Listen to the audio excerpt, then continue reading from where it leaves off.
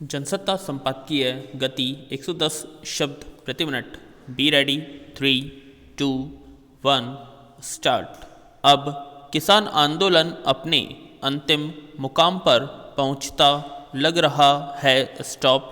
विवादित कृषि कानूनों को वापस लेने, पराली जलाने को अपराध की श्रेणी से हटाने के बाद अब सरकार ने न्यूनतम समर्थन मूल्य पर कानून बनाने और किसानों पर मुकदमे वापस लेने की दिशा में भी लचीला रुख दिखाया है। स्टॉप। खुद किसान नेताओं ने घोषणा की है कि सरकार ने उनसे 5 प्रतिनिधियों के नाम मांगे हैं, जो न्यूनतम समर्थन मूल्य पर गठित होने वाली समिति के सदस्य होंगे। स्टॉप।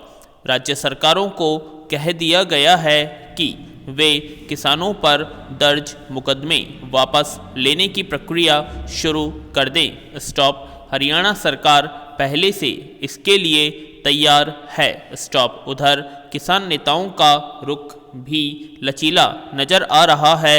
स्टॉप। हालांकि किसान नेता राकेश टिकैत ने कहा है कि जब तक सरकार एमएसपी पर कानून नहीं बनाती, आंदोलन के दौरान जान गंवाने वाले किसानों को मुआवजे और गृह राज्य मंत्री को उनके पद से हटाने की घोषणा नहीं करती, तब तक किसान अपने घर नहीं लौटेंगे। स्टॉप। हालांकि संयुक्त किसान मोर्चा की सूची में बिजली की दरों को लेकर कानून बनाने, दूध के दाम निर्धारित करने आदि संबंधी मांगे भी शामिल हैं। स्टॉप।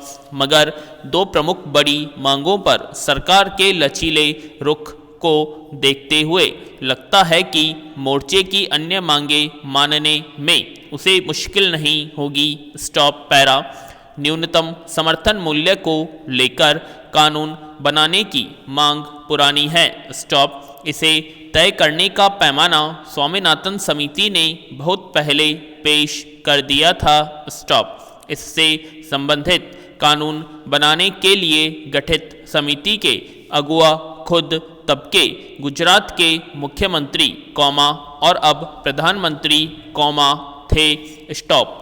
तब उन्होंने श्री तत्कालीन केंद्र सरकार से सिफारिश की थी कि किसानों को उनकी फसलों पर कुल लागत मूल्य के साथ 50% मुनाफा जोड़कर कीमत मिलनी चाहिए। स्टॉप। इसलिए प्रधानमंत्री इस समस्या से अच्छी तरह अवगत हैं और उन्हें इस पर पारदर्शी ढंग से कानून बनाने में कोई गुरेज नहीं होना चाहिए। स्टॉप। इस पर कानून बना जाने के बाद किसानों के असंतोष को काफ़ी हद तक कम किया जा सकता है। स्टॉप। मगर सरकार के कुछ लोग इससे खजाने पर भारी बोझ पड़ने की आशंका जता रहे हैं। स्टॉप। जबकि कई कृषि विज्ञानी और विशेषज्ञों का मानना है कि इसका सरकारी खजाने पर कोई भारी बोझ नहीं पड़ेगा। स्टॉप।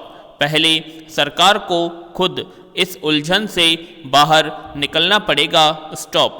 फिर देखना है कि किसान नेता केवल समिति गठित करने की घोषणा पर कितना भरोसा करते हैं। स्टॉप।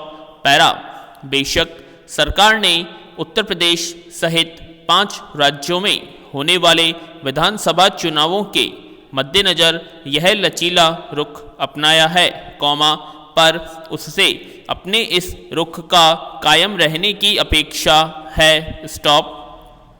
लोकतंत्र में सरकारें हठ धर्मता से नहीं चलती, जिन बातों पर एक बड़ी आबादी की असहमति हो, उन पर कदम वापस खींच लेना उसके जनतांत्रिक होने का परिचय देता है। स्टॉप। किसानों पर दर्ज मुकदमे वापस लेने के साथ ही आंदोलन के समय उनका साथ देने वालों पर से भी मुकदमे हटाने की पहल होनी चाहिए। स्टॉप। फिर किसान अगर गृह राज्य मंत्री की बर्खास्तगी की मांग पर अड़े हुए हैं, तो प्रधानमंत्री को इस पर भी सहज ढंग से विचार करना चाहिए। स्टॉप। आखिर मंत्री का बेटा किसानों पर गाड़ी चढ़ाने का आरोपी है, कॉमा, जेल में है। स्टॉप। इस तरह उन्हें नैतिक रूप से मंत्री पद पर रहने का अधिकार नहीं है। स्टॉप। जब तक मामले में फैसला नहीं आ जाता, कॉमा, गृह राज्य मंत्री को उनके पद से अलग बिठाने में कोई हेटी नहीं हो जाएगी। स्टॉप। पैरा।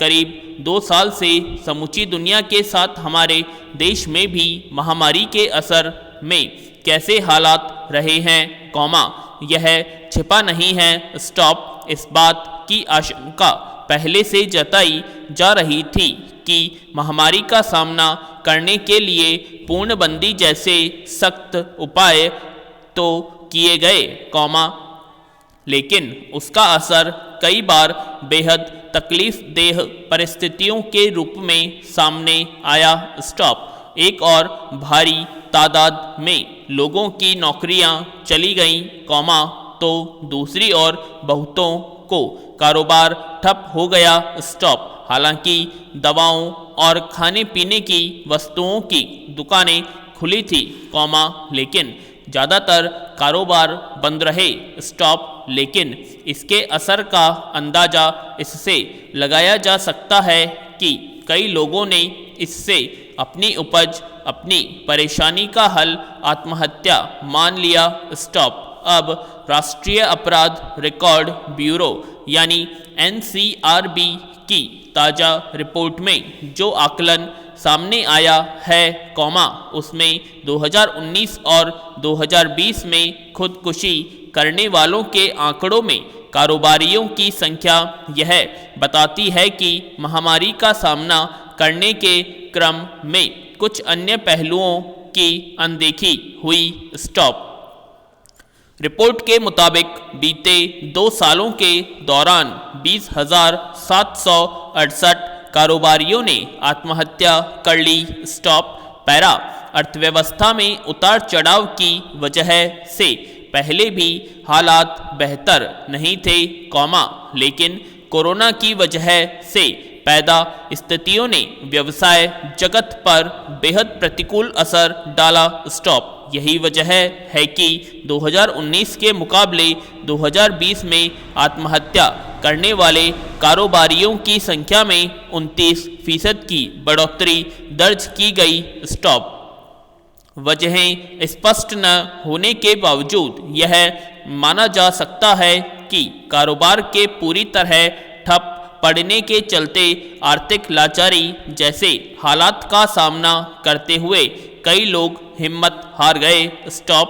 पूर्णबंदी के दौरान सरकार ने जिस स्तर की मदद की घोषणा की थी, कॉमा, वह उतनी कामयाब नहीं दिखी। स्टॉप।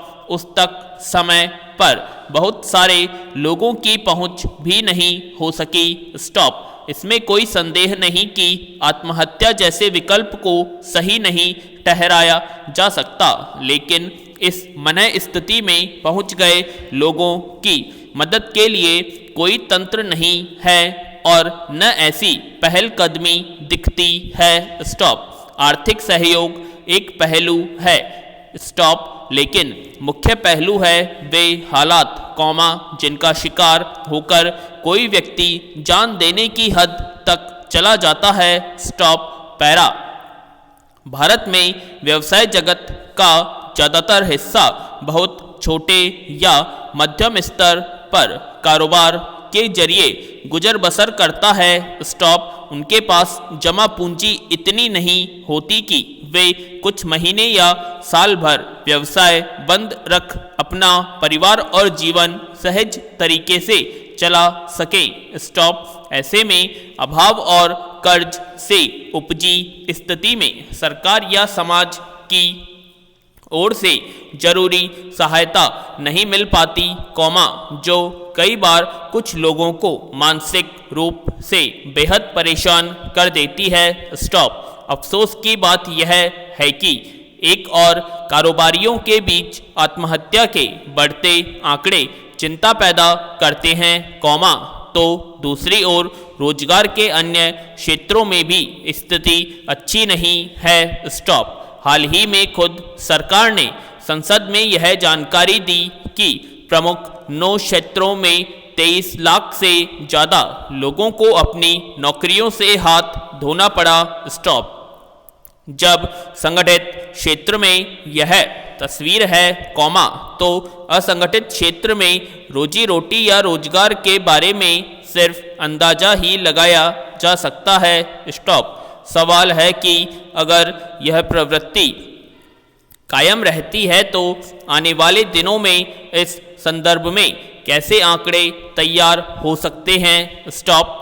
अर्थव्यवस्था की तेज रफ्तार और विकास के नारों के बीच यह स्थिति एक विडंबना लगती है। स्टॉप।